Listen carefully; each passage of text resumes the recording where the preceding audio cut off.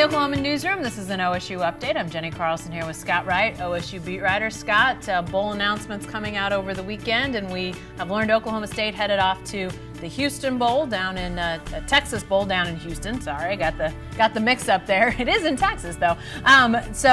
Playing Texas A&M. We felt like this might be their destination, but how did it shake out? Was it about as expected in your mind? Yes and no. Okay. It was a little bit surprising to see the way that a couple of things worked ahead of Oklahoma State in terms of the bowl pecking order. It sounded like the Camping World Bowl was making a really hard push to try to get a Texas-Notre Dame matchup. That didn't come to fruition for them. Obviously, the Alamo Bowl had the pick before them. I think once Utah slipped out of that top 10 and fell to the Alamo Bowl, they liked the idea of getting a big brand name team in there with Texas, and so that's how that sort of played out ahead of them. But this was where I saw Oklahoma State falling eventually, no matter what. So this was it didn't exactly go the way that it was planned, but it was sort of still the same result that we thought for Oklahoma State. Yeah, it seemed unlikely that they would go Alamo because there were some options there that Oklahoma State's been in recent years. So interesting that they go back to Texas, an area that they're going to play Texas A&M, only about an hour and a half from the campus at College Station. Oklahoma State has had a lot of recruiting success down there. I think they've got a lot of alums. How do they feel about the destination and the opponent?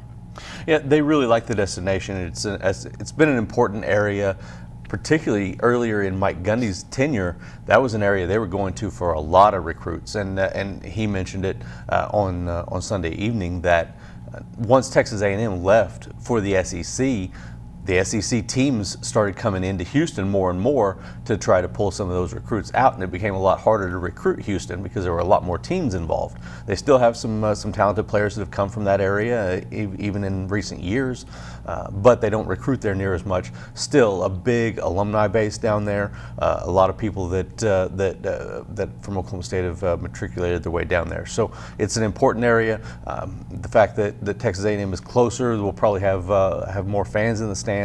It's a bowl game, and that's sort of how it goes sometimes, and they're not too worried about that. Yeah, you'd rather have a lot of fans than no fans, and we've seen some bowl games like that over the years.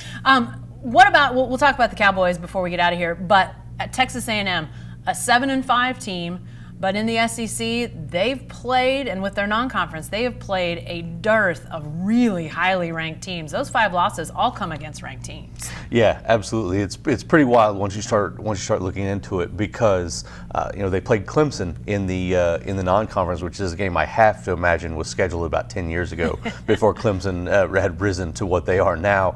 Because if you're in the SEC, why are you going to put that team on your schedule in the non-conference? But Mike Gundy made the comment mostly seriously that he thinks this is the best 7-5 team in the history of college football. But his point is their worst loss, the lowest ranked team that they lost to this season in terms of the current college football playoff rankings is Alabama at number 13. So it's a pretty wild list of teams. They've lost to 2 teams that are in the playoff, Georgia, which is just on the outside, and then Auburn and Alabama there at 12 and 13. Unbelievable. We'll talk more about the Aggies as we get closer to game day, but some news, or maybe, partial news maybe as it relates to the Cowboys. There are 2 offensive stars that potentially could be available in this game. Chuba Hubbard, NFL, question mark there. Will he play in the bowl? And then Spencer Sanders, who had that hand surgery, is he going to be available? What do we know on either front? Well, Spencer Sanders will be the interesting one, because it does sound like medically he's going to be in good shape for by about the middle of December. That still leaves him missing a lot of bowl game time, preparation time, and this is a guy that that will at that point not have thrown a pass in 5 or 6 weeks, so have to shake some rust off and those sorts of things. It's also a risk to throw him out there at this point when you've got Drew Brown, and you could just go ahead and go with him at quarterback and let him finish off his career in style. With Chuba Hubbard, it's all on his timeline at this point, whether he wants to make an announcement that he's going to the NFL. At that point, he could still play in this game. He could choose not to play in this game. Lots of options there. Mike Gundy says that he expects Chuba Hubbard to play in this game and be back next year.